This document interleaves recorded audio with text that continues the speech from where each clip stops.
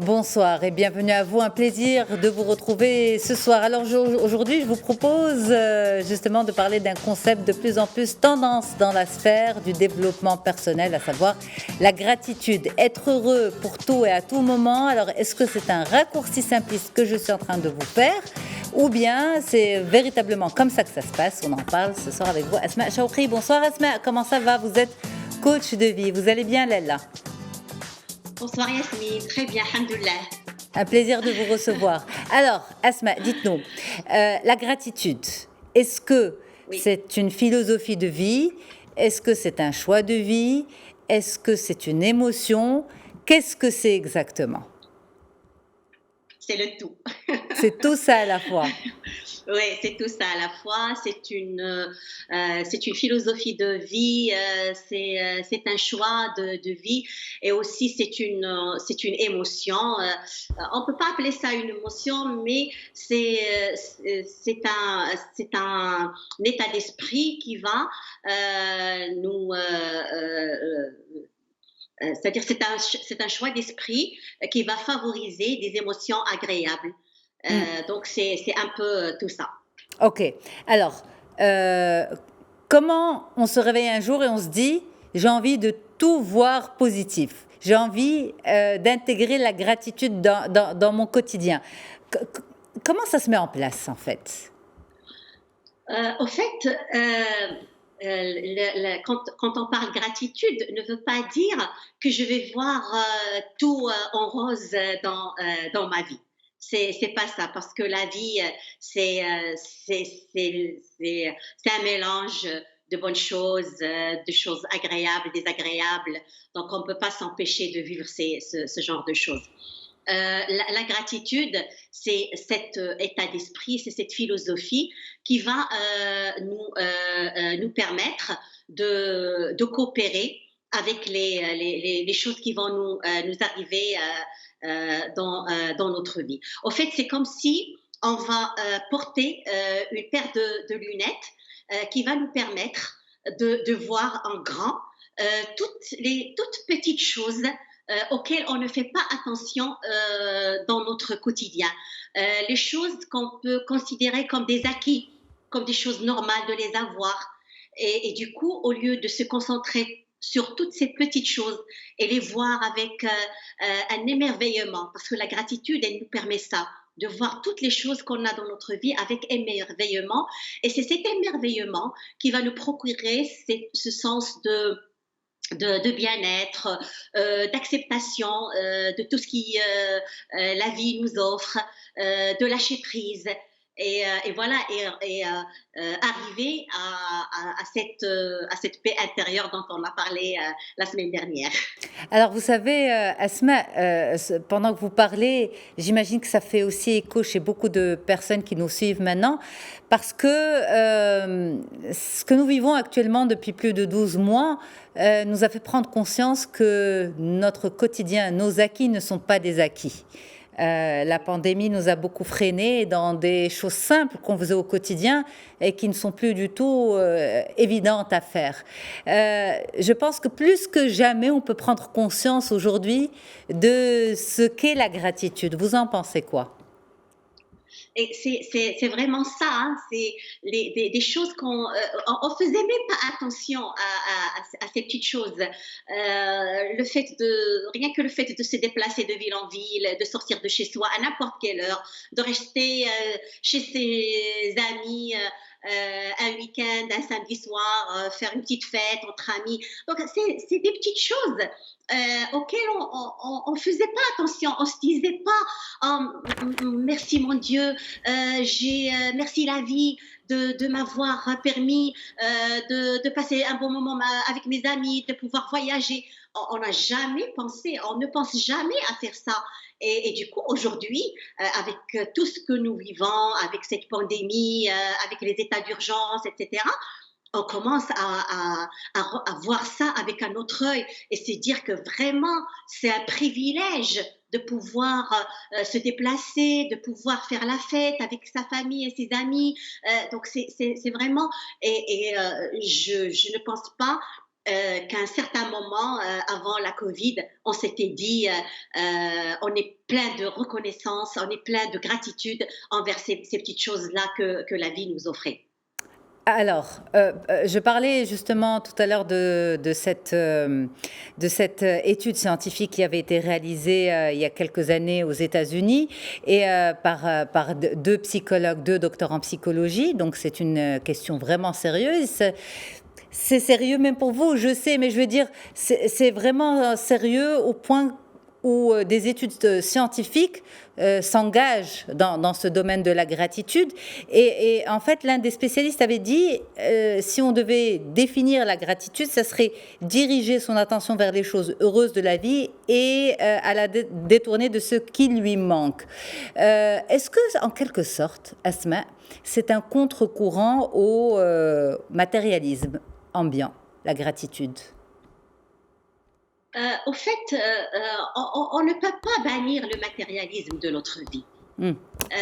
Mais le fait d'être dans la gratitude va juste nous permettre de voir les choses autrement. Au fait, quand on a eu cette habitude, comme être humain, de focaliser notre attention sur tout ce qui ne marche pas dans notre vie et regarder, prendre les choses, comme on a dit tout à l'heure, ce qu'on a comme acquis. Et quand, de plus en plus, on va se focaliser sur ce qui nous manque dans notre vie, de plus en plus, on va générer un sentiment, des émotions désagréables. Ça va être ou bien de la tristesse, ou bien de la peur, ou bien de la colère. Et ça, c'est des émotions qui vont inhiber toute action. Ils ne vont pas nous permettre d'aller de l'avant pour améliorer notre quotidien, pour évoluer. Et voilà, donc c'est ça, au fait, quand on se dit se détourner de tout ce qui manque, ça ne veut pas dire rester là à ne rien faire, rester passif et se lamenter sur son sort et se dire voilà, c'est comme ça, je n'y peux rien. C'est pas du tout ça la gratitude. La gratitude, c'est réaliser que oui, j'ai des manques dans ma vie. Oui, je vis des situations difficiles. En même temps, j'ai beaucoup de choses qui sont belles, qui sont agréables. Et juste se dire que je me réveille le matin en bonne santé, j'ai des yeux pour voir le monde, je peux bouger, je peux voir ma famille, mes enfants. Donc, juste ces petites choses euh, euh, que tout le monde sur cette terre sauf bien sûr les gens Les personnes qui ont des problèmes aussi, absolument, parce qu'on ne peut pas des généraliser, tout à problèmes, fait, on ne peut tout pas à fait. généraliser ça, mais si on a juste ça, on peut se dire oui, j'ai les moyens Plutôt que de pour... dire peut-être ces simples choses que tout le monde a, mais plutôt ces acquis pour un bon nombre de personnes. On va le formuler comme ça. oui, Ces acquis pour un bon oui, nombre donc de personnes. voilà, se dire que voilà, je suis plein ou pleine de gratitude parce que j'ai tout ça dans ma vie. Et de plus en plus, je suis dans la gratitude parce que la gratitude, c'est une très, très grande énergie. Elle vient en deuxième place après l'énergie de l'amour. Et de plus en plus, je suis dans l'énergie, je m'enveloppe d'ondes positives et ces ondes positives vont me pousser vers l'avant, vont me donner une motivation, le goût à la vie. Et puis, si je suis dans cet état d'esprit, bien sûr, je ne vais attirer, parce que le positif ne va attirer que du positif. Et le contraire est vrai. Alors, Asma, c'est un état d'esprit, vous le dites. Maintenant, est-ce qu'on est normalement conditionné à être positif dans la gratitude et finalement c'est l'éducation, c'est l'environnement qui nous change, ou bien c'est l'une finalement des, j'ai pas envie de dire de qualité parce que c'est pas une qualité, mais c'est un état d'esprit qui s'acquiert, qui n'a rien à voir avec la naissance. C'est sûr, c'est un état d'esprit qui s'acquiert, qui se développe, qui se cultive avec le temps. Et la famille, elle joue un grand rôle en ça. Et moi, personnellement, je vois qu'il y a des familles qui sont qui sont toujours dans la gratitude, qui acceptent la vie, tout ce que la vie leur offre, avec ses avantages, avec ses inconvénients. Et ça, ils vont le passer, bien sûr, à leurs enfants. Et on va trouver d'autres familles et d'autres personnes. Même si on ne parle pas de famille, on va trouver des personnes, et je suis sûre que tu en as croisé quelques-uns, Yasmine, qui vont toujours être dans l'inconfort. Ils sont en train toujours de râler, ils ne sont jamais contents, et ils sont toujours dans cette position de victime, que rien qu'ils considèrent que rien ne va dans leur vie, qu'ils n'ont pas de chance, etc. Et ces gens, de plus en plus, ils sont dans cet état d'esprit, dans ces émotions, de plus en plus, ils vont attirer que des choses désagréables dans leur vie. Et du coup, aujourd'hui, il serait très, très important d'apprendre à nos enfants de cet esprit de gratitude. Voilà, parce que qui dit gratitude dit dire merci.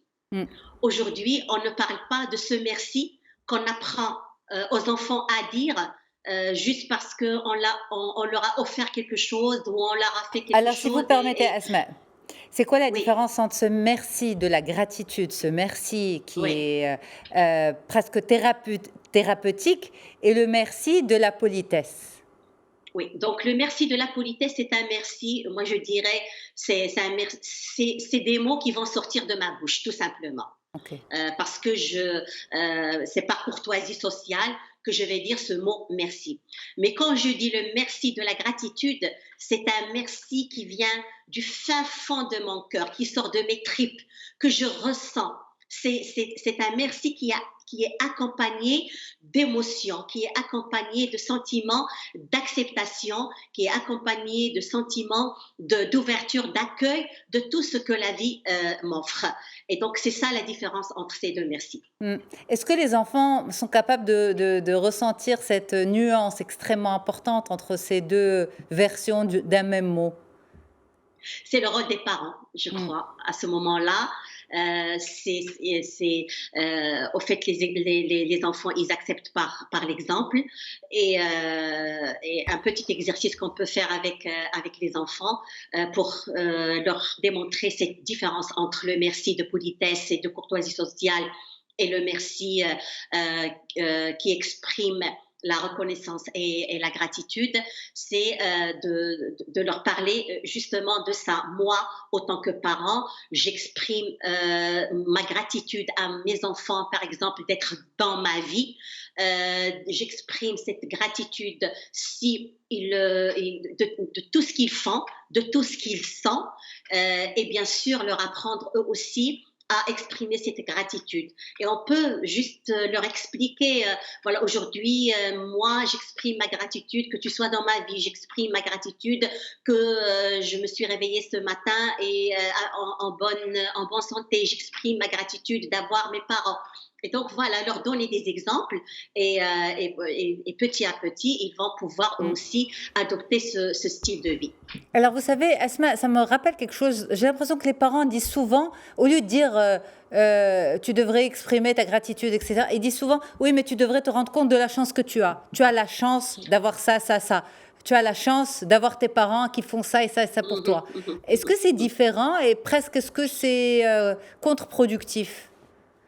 C'est différent et c'est contre-productif parce que quand je dis à mon enfant tu as la chance, c'est comme si je suis en train de le faire sentir un sentiment de culpabilité.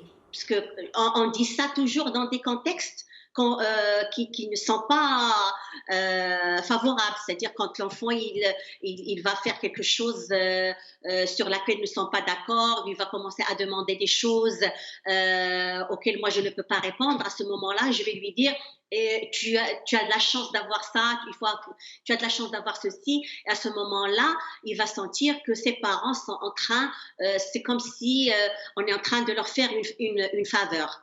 Mais et ça c'est vraiment très très négatif et c'est blessant par rapport à l'enfant. C'est culpabilisant même. C'est culpabilisant et c'est blessant. Par contre, quand je lui apprends à exprimer cette gratitude dans un contexte où on est bien, on est content, où il y a pas de conflit, ça, c'est vraiment différent. Ok. Alors, maintenant, pour les adultes qui nous suivent ce soir et qui se disent, bon, bah, je vais commencer par moi avant de passer ça à mes enfants, on commence par où? Comment ça fonctionne? Comment, dès maintenant, dès demain matin, on peut mettre en œuvre des éléments qui vont faciliter cette philosophie de vie? D'abord commencer par soi-même, autant que parent. Il faut pas, il faut dire que vraiment avec tout ce que la vie nous, avec toutes les difficultés de la vie, on a tendance quand même à oublier de pratiquer cette gratitude. Et aujourd'hui, les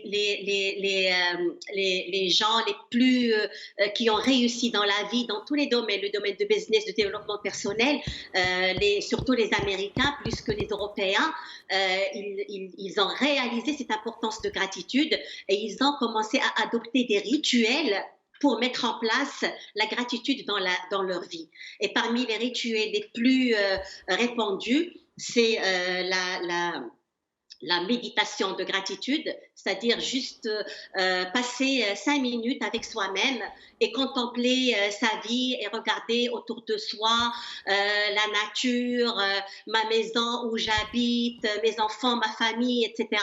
Et se dire, voilà, merci pour la vie, merci à la vie, merci d'avoir cette maison, merci d'avoir de quoi manger, merci. Et se dire ces petites phrases pendant 5 minutes par jour. Ça, c'est un rituel qu'on peut mettre en place dans notre vie et pourquoi pas inviter nos enfants à le faire avec nous. On peut le faire ensemble en famille. Il y a aussi ce qu'on appelle le journal de la gratitude.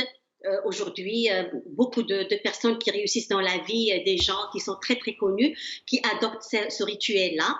Et chaque matin, avant de commencer la journée, ils vont prendre ce petit cahier, ils vont écrire 3 phrases, 3 petites choses auxquelles ils vont exprimer de la gratitude. Des petites choses très très simples, juste le fait par exemple de prendre un verre, boire de l'eau, j'exprime de la gratitude d'avoir cette eau, de pouvoir boire cette eau. Et puis après, le Pardon, soir aussi, Asma, avant de dormir. parce qu'on Oui. est, on est dans la technicité de la gratitude. Quand on écrit sur son carnet, c'est des choses qu'on compte faire dans la journée ou comment ça se passe? Non, c'est des choses que j'ai déjà dans ma vie. Ok. Et, Même si je répète tous les et jours, même si je même répète si tous je les... répète, Ok. oui, même si je répète tous les jours, c'est desquels auxquels je fais attention. Je montre que je suis consciente que j'ai ces choses-là. Parce que quand j'écris que j'exprime de la gratitude aujourd'hui envers mes yeux, parce que j'ai pu les ouvrir et voir le monde autour de moi, je peux écrire ça tous les jours parce qu'aujourd'hui, je suis consciente que j'ai quelque chose de précieux sans Et que ce n'est pour pas autant un que acquis. j'ai voilà, et Absolument. j'ai pas besoin d'avoir de l'argent, j'ai pas besoin d'avoir une grande voiture, j'ai pas d'avoir une grande maison pour pouvoir exprimer ce genre de gratitude. Asma Chauqui, merci infiniment Oui, d'avoir été avec nous. Merci du fin fond du cœur, merci à vraiment vous. beaucoup. Merci. Merci infiniment. J'espère que vous avez reçu mon énergie lorsque je l'ai exprimée. Je vous remercie d'avoir été avec nous ce soir. Un grand merci à toute l'équipe en régie pour le sans faute. Ce n'est pas un acquis, justement, je vous le transmets, cette gratitude. Et un grand, grand merci à vous qui nous regardez chez vous. Vous n'êtes pas du tout des acquis non plus. Donc un grand merci d'être là, de nous apporter votre confiance, de nous la témoigner tous les jours sur Médien TV. Je vous rappelle ce soir à 21h, un rendez-vous très spécial, 2 heures de Tamrabit consacré à la culture hassani. Très très bonne soirée à toutes et à tous. À demain pour le best-of.